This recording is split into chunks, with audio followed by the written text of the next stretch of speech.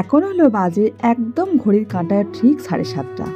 ঘুম থেকে উঠে মোটামুটি একটু ফ্রেশ ট্রেশ হয়ে নিয়ে চা বসিয়ে দিয়েছিলাম। আর এই এনার্জি নেওয়ার জন্য সকালের এই চাটুকু আমার কাছে না হলে কিন্তু একদমই দিন চলে না। তো দেখতেই পাচ্ছ সকালে চাটা খেয়ে নিলাম।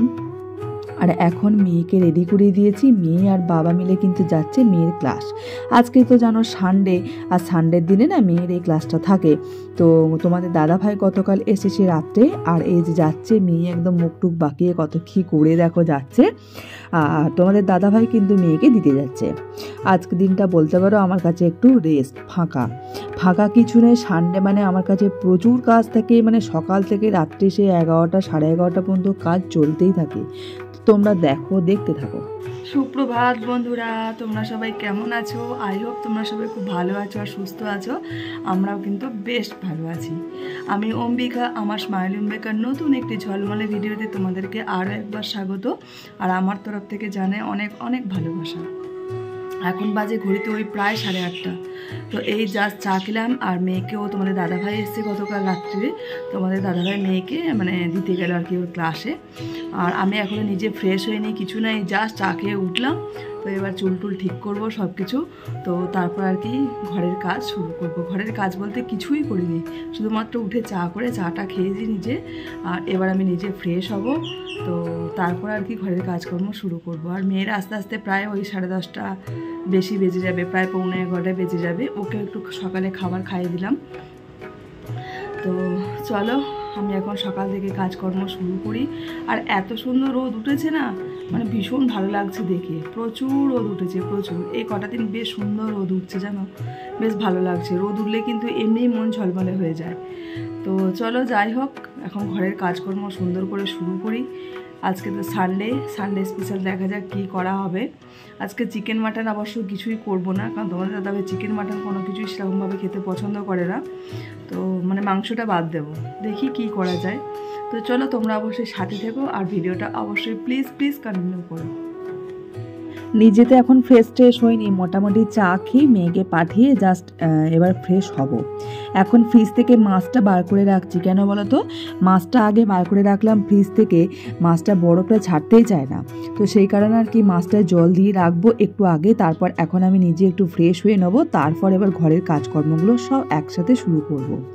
আর ফ্রিজ থেকে মাছ মাংস যদি রান্না করি, মানে ফ্রিজে থাকলে একটু বেশ কিছুক্ষণ আগে বার করে রাখতে হয়। আর এখন তো শীতকাল আসছে, মানে বরফটা ছাড়তেই চায় না। তো যাই হোক, মাছটাও বার করে রাখলাম আর এদিকে ভাতটাও বসিয়ে দেব। তো এই যে মানে ছোট একটা মানে মগ টাইপের দেখছো, এটা হচ্ছে তোমার 200 মাপ। তো আমাদের 200ই লাগে আর জাস্ট একটুখানি। তো ওটাই আমাদের 3 জনের খাবার আজকে, যেহেতু তোমাদের দাদাভাই আছে তো তার জন্য ভাতটা বসিয়ে দিলাম। আর এদিকে তোমাদের দাদাভাইও কিন্তু দুধ নিয়ে চলে এসেছে। আর তোমাদেরকে আমরা বলেছিলাম আমি যে দুধ এখন মানে যে দাদার কাছ থেকে নিতাম, ও এখন বাড়িতে আর দিতে আসে না, মানে ওদের ওখান থেকে মানে যখন আর কি দুধ দোয়ানো হয় তখন নিয়ে আসে দেখে। আর তোমাদের দাদাভাই নিয়ে আসে, কারণ মোটামুটি ওই 1 কিলো 1.5 কিলো বা 2 কিলোর মতো করে নিয়ে আসে, মানে এক দিন, মানে মোটামুটি সপ্তাহে 2 দিন আনলেই 2 কিলো বা 2.5 কিলোর উপর, তাহলে কিন্তু আমাদের কমপ্লিট হয়ে যায়, মোটামুটি খাওয়াটা সুন্দর হয়ে যায়। আর বাড়িতে যখন দিয়ে যেত না, মেয়ে খেতেই চাইতো না। তো যাই হোক, ওইদিকে রান্নাঘরে একটু কাজ গুছিয়ে নিয়ে, অল্প কয়েকটু কাজ গুছিয়ে নিয়ে এখন চলে এসেছি বেডরুমগুলো গুছিয়ে নেবো সুন্দর করে। সকালের এই বেডরুম যদি না গুছাই না, আমার নিজের যে কি অস্বস্তি হয় বলে বোঝাবার মতো না। আমার এই যে বেডরুম সুন্দর করে ক্লিন করে গোছানো হয়ে গেল, এবার যে মনে শান্তি, যে অন্তত ঘরটা সুন্দর লাগে দেখতে। একদম ফার্নিচারগুলো সুন্দর করে মুছে নিচ্ছি। আর কি বলতো, মানে প্রত্যেকটা মেয়েরই দেখবে সংসার সুন্দর করে গুছিয়ে টিপটাপ করে একদম রাখবো, সেটা কিন্তু প্রত্যেক মেয়েরই স্বপ্ন থাকে। আমরা যেমন নিজেরাও সুন্দর করে টিপটাপ থাকতে পছন্দ করি, সেরকম আমরাও চাই কিন্তু আমাদের ঘর একদম নিট অ্যান্ড ক্লিন থাকবে, সুন্দর পরিষ্কার পরিচ্ছন্ন থাকবে। আর সে দায়িত্বটা তো আমাদেরকেই নিতে হবে, তাই না? আমরা যেহেতু ঘরে থাকবো, সেই গুছিয়ে রাখা, পরিষ্কার পরিচ্ছন্ন করে রাখা, এই ব্যাপারটা আমাদেরকেই গুছিয়ে ম্যানেজ করে সবটাই চালাতে হয়। আমরা নিজেরা প্রত্যেক দিনে একটা শিডিউল করে রেখে দিই যে এই মাপে এই কাজ করব বা ওই দিনে এই কাজ করব, তবে গিয়েই কিন্তু করতে পারি, না হলে কিন্তু পারি না। ওইদিকে তোমার বিছানা গুছিয়ে নিয়ে ফার্নিচারগুলো তো মুছে নিচ্ছি। এই যে ফার্নিচার মোছা এগুলো সব আমার ডেলি কাজ।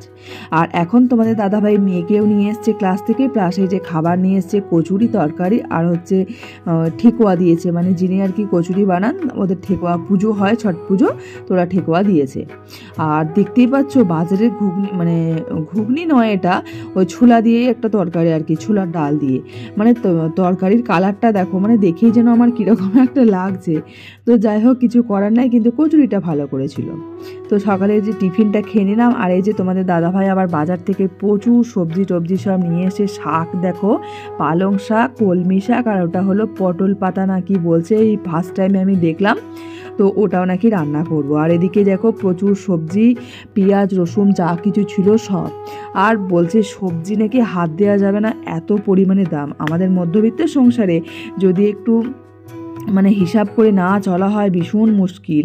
এত কিছু যখন সবজি এনেছে, এই এত দাম, মানে সেটাও আমাদেরকে মানে হিসাব করে চালাতে হবে। তবে গিয়ে যে এক সপ্তাহ চালাবো এই মাপটা আমাদেরকে করতে হবে। আর আমরা যদি হিসাব করে না চলি তাহলে তো মুশকিল, তাই না?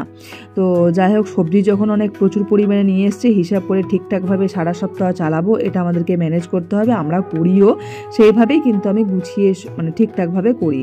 আজকে যেমন পালং শাকটা নিয়ে এসছে, ভেবেছি পালং শাকটাই কোন টাটকা শাকটা তো, প্লাস সব কিছু মানে পালং শাকের যে তার রান্নার সব কিছু আর কি জিনিসপত্র সবই নিয়ে এসেছি গুছিয়ে। তো সেই কারণে ওটাই আজকে ভেবেছি করব। আর বাকি সমস্ত সবজি কিন্তু আমি একদম সুন্দর করে ধুয়ে রোদ্দুরে ব্যালকনিতে দিয়ে দেবো। তবে এই সবজি ধোয়ার কাজটা তোমাদের দাদাভাই করে, আজকে আমিই করে দিলাম ওর হয়ে। তো যাই হোক প্রত্যেক দিন কিন্তু মানে যখনই আমাদের সবজি মাছ মাংস যাই বলো না কেন, বিশেষ করে সবজিটার কথাই বলি, আনলেই কিন্তু আমরা পুরো একদম ফ্রেশ এরকমভাবে ভালো করে সুন্দর করে ধুয়ে নিই, ব্যালকনিতে জল ঝরাতে দিই। তো তার মানে একটু রৌদ্রে আর কি, তারপর তোমার মোটামুটি বিকেল নাগাদ বা দুপুর নাগাদ মানে যখন সময় হয় আর কি, তখন আবার ফ্রিজে আবার ভরে রাখি। তো এইভাবে না করলে না মানে এত নোংরা হয়ে যায়, বাজারে তো কত ধুলোবালি নোংরা থাকে। তো সেটা যদি আবার একদম এসে ফ্রিজে ডাইরেক্ট ভরে দিই, আমার ভীষণ খারাপ লাগে, আমি ব্যাপারটা একদমই ভালো লাগে না আমার। তো সেই কারণে, আর ওর মধ্যে তো কত জার্মস থাকে বাজারে, তাই না, ধুলো নোংরা, তো সেটা ডাইরেক্ট ফ্রিজে ভরাটা একেবারেই উচিত নয়। তো আমি ওই জন্য ধুয়ে টুয়ে একদম প্রথম থেকে আজীবন এটা আমার অভ্যাস, মানে যবে থেকে বলতে পারো আমি নতুন সংসার শুরু করেছি তবে থেকে এটা আমার অভ্যাস। তো সেই জন্য আমার কিছু মনে হয় না। আর লঙ্কাটা আলাদা করে ধুয়ে আলাদা পেতে রাখছি, একদম লঙ্কার যে বোটাগুলো হয় সেগুলো ছাড়িয়ে নিচ্ছি। এটাও আমি একেবারে করেই রেখে দিই, কেননা যখন রান্না করব বা যখন আবার রাখবো আর কি ফ্রিজে, তখন সে না হলে আমারই কাজ বাড়বে, আমাকেই আবার এক্সট্রা করে করতে হবে। তো অন্তত একটা কাজ গুছিয়ে রাখা হয়ে গেল। লঙ্কার বোটা ছাড়িয়ে লঙ্কাগুলো সুন্দর করে ধুয়ে একদম সব কিছুই ব্যালকনিতে জল ঝরাতে দিয়ে দেবো। মোটামুটি সবজি ধোয়ার কাজটা না, এই বিশেষ করে সানডে আর স্যাটারডে যেহেতু তোমাদের দাদাভাই আসে, সবজি মাছ মাংস হাবিজাবি ডিম সব কিছুই আর কি নিয়ে আসে, তো এই কাজটা কিন্তু প্রচুর থাকে। সবজি নিয়ে এসে ধোয়া টোয়া, তারপর সেগুলো শুকিয়ে আবার ফ্রিজে ভরা, কৌটোর মধ্যে মধ্যে বেশ কাজ থাকে। তো এবার আমি রান্নার দিকগুলো বসিয়ে নিচ্ছি। এখন মাছটা মানে মোটামুটি সুন্দর বরফ ছেড়ে গেছে, মাছটা ভেজে একদম কমপ্লিট করে দিলাম। মাছ ভাজাটা মোটামুটি কমপ্লিট হয়ে গেল। আর আমার গ্যাসের অবস্থাটা তো দেখতেই পেলে। আর এদিকে মশলা বেটে নেব, তোমার একটু পেঁয়াজ রসুন আর সর্ষে লঙ্কা আর হচ্ছে তোমার গোটা জিরে আর আদা পেঁয়াজ রসুন যেটা বললাম। তো এখন পালং শাকের ঘন্টটা আগে করব।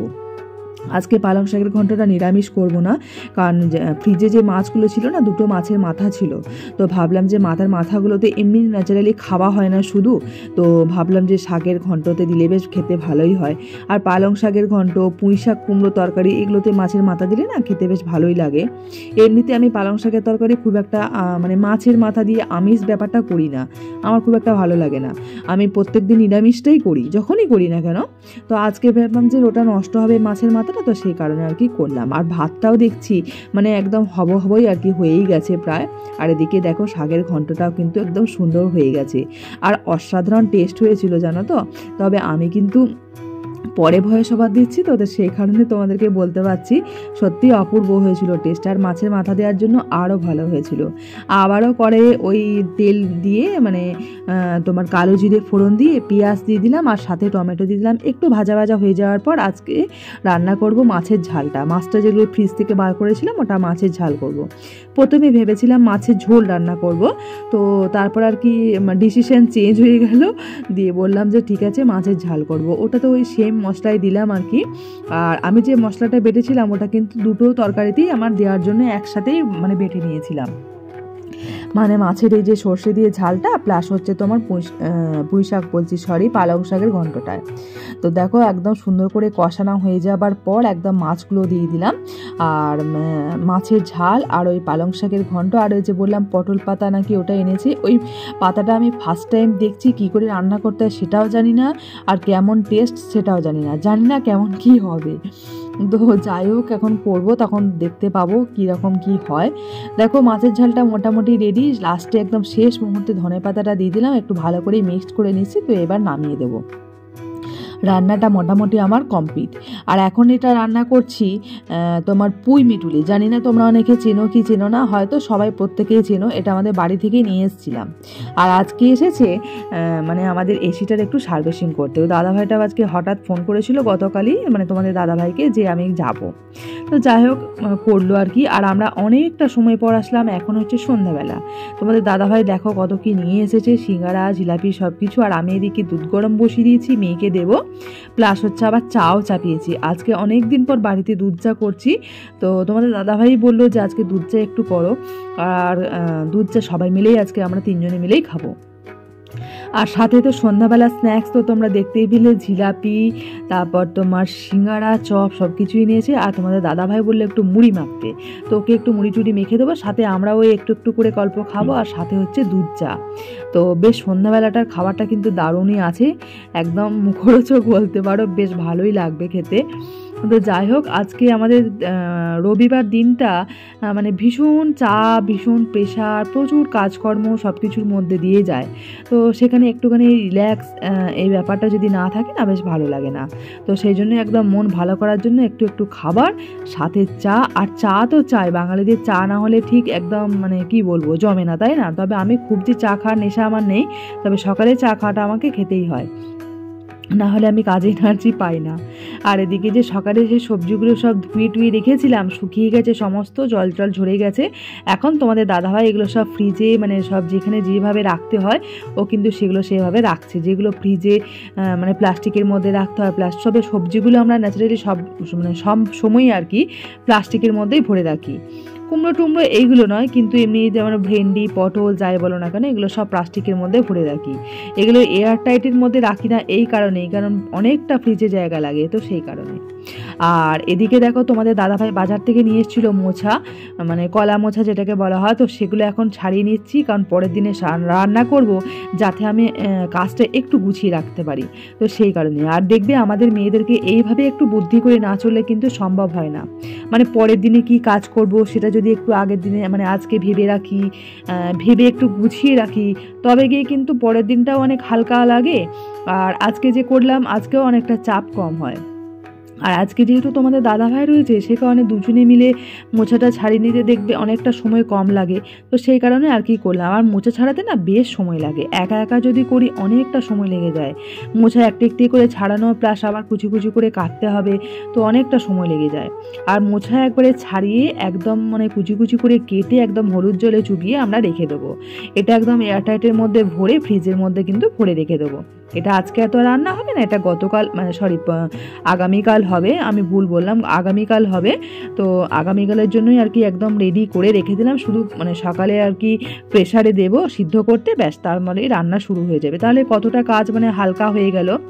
এইভাবে আমাদেরকে চলতে হয়, কিছু করার থাকে না, আমি এইভাবেই করি ম্যানেজ, না হলে আমার উপায় থাকে না। আর এদিকে তোমাদের দাদাভাই বাজার থেকে কিছু গ্রসারির আইটেম এনেছে, মানে ডাল, বিশেষ করে বেশ কিছু ডাল শেষ হয়ে গিয়েছিল, যেমন ঘুগনির মটর কলাই, ছোলার ডাল, মসুর ডাল, এদিকে ময়দাটা ছিলই না। আগের সপ্তাহে মানে আটা ময়দা এনেছিল বলতে তোমাদের দাদাভাই ভেবেছে যে আমি ময়দা এনেছি, কিন্তু ভুল করে আটা এনেছিল। তো যাই হোক আটাটা একটু এক্সট্রা বেশি হয়ে গেছে, তো ময়দাটা আর কি। আর ওখান থেকে এক প্যাকেট নিয়ে একদম আজকে মানে রান্না করব, ময়দা একদমই বাড়িতে ছিল না, তো আজকে আনলো আর কি। তারপর আর কি যে মানে আটা মাখবো, ময়দা মাখবো আর কি। আজকে রাত্রিবেলা বলেছে লুচি করতে, মেয়ে বলেছে মা আজকে একটু লুচি করো, আমি ভেবেছিলাম পরোটা করবো, তো মেয়ে বললো মা লুচি করো। এখন ময়দাটা একটু হালকা নুন, একটু হালকা চিনি আর আবার সাদা তেল দিয়ে একদম এটাকে রান্না করবো, আমার চাপ প্রচুর বেড়ে যাবে। উল্টো দিকে সেই কারণে এইগুলো আবার একটু গুছিয়ে রাখছি ম্যানেজ করে, মানে প্রত্যেকটা এয়ারটাইটের মধ্যে কন্টেনারের মধ্যে সব আর কি তেলগুলো আর কি ভরে রাখছি মানে প্যাকেট থেকে। আর আমাদের কিন্তু মানে প্যাকেটই তেলই ইউজ করা হয়, মানে ওই কন্টেনার যেগুলো হয় মানে পাউচ নয়, যেগুলো বোতলগুলো সর্ষের তেলের বোতল বলো বা ওগুলো কিন্তু আমরা ইউজ করি না, কারণ ওদের দামটা প্রাইসটাও বেশি পড়ে, প্লাস অত ওই কন্টেনারগুলো শুধু মানে ইউজ করা হয় না, শুধু নষ্ট হয়। তো সেই কারণে আমরা পাউচই নিয়ে আসি আর এইভাবে এরকম কেটে কেটে ভরে রেখে দিই, তাহলে বেশ সুবিধা হয় আমাদের। আর আমি একবারে পুরো প্যাকেটটাই ভরে রেখে দিই, তাহলে কিন্তু আমার অনেকটা দিন চলে যায়, মোটামুটি প্রায় 1 মাস যায়। পুরোপুরি হয়তো 1 মাস যায় না, আমার এক প্যাকেট তেল আর কি ওই প্রায় 1 মাস কাছাকাছি যায়। আমি আর মেয়ে থাকি তো খুব তেল খুব কমই আমাদের ইউজ হয়। আর সবথেকে বড় কথা আমার তো তেল একেবারে খাওয়াই চলে না। তো যাই হোক, আমি এখন তাও একটু অনেকটাই খাওয়া ধরেছি আর খাচ্ছি আর কি। তো মোটামুটি 1.5-2 মাস তো আমি একদম পুরো তেল ছাড়া খাবার খেয়েছিলাম। তো যাই হোক, এখন অনেকটা আর কি মানে স্বাভাবিক জীবন যাপন হচ্ছে আর কি। তো ঠিক আছে, কোনো অসুবিধা হচ্ছে না। আর এদিকে দেখো যে সকালে যে তোমার ধনেপাতা কাঁচা লঙ্কা ছিল, এগুলো কিন্তু আলাদা কন্টেনারের মধ্যে ভরে ফ্রিজে রেখে দিচ্ছি। এগুলো কিন্তু একটাও কিন্তু মানে আলাদা করে কেনা নয়, এগুলো ওই সম্ভবত তোমার সীতাভোগ মিহিদানার প্যাকেট বা শনপাপড়ির প্যাকেট, এই প্যাকেটগুলো আর ফেলি না, ওগুলো কিন্তু আবার কাজে লেগে যায়, যেমন ফ্রিজে রাখতেই কাজে লেগে গেল। আর এদিকে রাত্রে রান্না হবে কুমড়ো আলুর তরকারি, আর এই যে লুচির জন্য আটা মাখবো। তো ওতে তো আগে থেকে রিফাইন তেল দিয়ে রেখেছিলাম, এখন এবার আটাটা সুন্দর করে মেখে নেবো। আরে জানো তো, আটা মাখার কাজটা না আমার খুব বিরক্তি লাগে, একদম ভালো লাগে না, এত বিরক্তি লাগে কি বলবো, ওই হাতের মধ্যে এত মাখামাখি হয়ে যায়, এই ব্যাপারটা আমার একদম ভালো লাগে না। তবে তোমাদের দাদাভাই কিন্তু থাকলে ও আটা মেখে দেয়, এখনও গেছে আবার বাজার, কিছু টুকটাক জিনিসপত্র আছে, মানে ওই বাথরুমের সেট কিছু জিনিস আর কি, সাবান টাবান হাবে যাবে এইসবগুলো, ওগুলো আনতে গেছে। আর এখন আমি কুমড়োর তরকারিটা বসিয়ে নেব, ওই 5 ফোড়ন শুকনো লঙ্কা তেজপাতা দিয়ে। কুমড়োটা ছিল একদম কাঁচা কুমড়ো, তো কুমড়ো আলুর তরকারি করবো, ওই জন্য তোমাদের দাদাভাই কিন্তু কুমড়োটা কেটে দিয়ে গেছে। তো এখন এই কুমড়ো আলুর তরকারিটা করে নেবো। আর সাথে ছোলা ভিজানো নেই বলতে আমি ভুলেই গেছি। তো ফ্রিজে দেখলাম মানে অল্প কিছু মটর কলাই ভিজানো ছিল, তো ছোলার মানে পরিবর্তে আমরা দিয়ে দিয়েছি মটর কলাই। হাসিও পায়, তো কী আর করা যাবে, কলাইটাও নষ্ট হলো না, প্লাস খেতে খারাপ লাগেনি, ভালোই লেগেছে, সুন্দর লেগেছে। আর এইভাবে আদাকে একদম মিক্সি মানে কুচি করে দিলাম, আর টমেটো এই যে দেখো মটর কলাইটাও দিয়ে দিচ্ছি। মানে কুমড়ো আলু ছোলার তরকারির পরিবর্তে কুমড়ো আলু মটরের তরকারি হয়ে গেল। যাই হোক, খেতে কিন্তু বেশ সুন্দর হয়েছিল, টেস্ট হয়েছিল। আর এদিকে দেখো আটা মাখার পর আমি কিছু করে নিয়েছি আটা লেচি, আর এদিকে কিছু বেলেও নিয়েছি। তো এখন তোমাদের দাদাভাই আসার অপেক্ষায় আছে যে আমি বেলবো আর ও ছাঁকবে। তো ও এখানে এসে পৌঁছাচ্ছেই না, জানি না এত দেরি হচ্ছে কেন, কি ব্যাপার। আর এদিকে আমার কুমড়ো তরকারিটা কিন্তু প্রায় একদম হব হয়েই গেছে বলতে পারো, সিদ্ধ। আর কুমড়োটা এত ফ্রেশ ছিল, আজকেই টাটকা এনেছিল, তো সেই কারণে আমি বললাম, আর অনেকটা কুমড়ো এনেছিল, তো এই কারণে আমি বললাম কুমড়োর তরকারিটা তাহলে করি। আর তোমাদের দাদাভাই বললো হ্যাঁ ওটাই করো, টাটকা কুমড়োর তরকারি তো। আর আমি দেখেছি মানে যে কোনো ফ্রেশ একদম সবজি মানে সদ্য আজকে কিনে নিয়ে আসলো, আজকেই রান্না করলাম, ভীষণ টেস্টি হয়। মাছ তারপর তোমার যে কোনো সবজি, কাঁচা সবজি ভীষণ টেস্টি হয়। আর এদিকে আমি যে লুচিরগুলো বেড়ে রেখেছিলাম একটা করে ভেজে নিচ্ছি। তোমাদের দাদাভাই এখনও এসে পৌঁছায়নি, আমি ওই একটু করে ভাজছি, বেলছি আর এরকমভাবে করছি। আর লুচিটা না একবারে অনেকগুলো মানে বেড়ে রাখলেও মানে কেমন শুকনো হয়ে যায়। তো আমি প্রত্যেক দিনই যখনই করি না কেন আমি বেলি আর ও ছাঁকে, তো সেই ক্ষেত্রে খুব একটা অসুবিধা হয় না। তো যাই হোক, এখন দেখি কতক্ষণে এসে পৌঁছায় আর কি। তো আমি ততক্ষণে করতে থাকি, একটু করে বেলি আর একটু করে ছাঁকতে থাকি। আর আজকে আমাদের রাত্রের এটাই হচ্ছে মেনু, লুচি আর হলো কুমড়ো আলু ছোলার তরকারি। তো এই যে দেখো আমাদের খাওয়া দাওয়া কিন্তু একদম শুরু হয়ে গেছে, আমি খাবার সব রেডি করে নিয়েছি একসাথে মিলে 3 জনে মিলে কিন্তু আমরা খেয়ে নেব। তো চলো বন্ধুরা, আজকের ভিডিওটা আমি এখানে এন্ড করছি। তোমরা সবাই খুব ভালো থেকো, সুস্থ থেকো, প্লিজ এইভাবে আমার পাশে থেকো। পরবর্তী নতুন ভিডিওতে আবার দেখা হবে তোমাদের সাথে। চলো টাটা, বাই, গুড নাইট।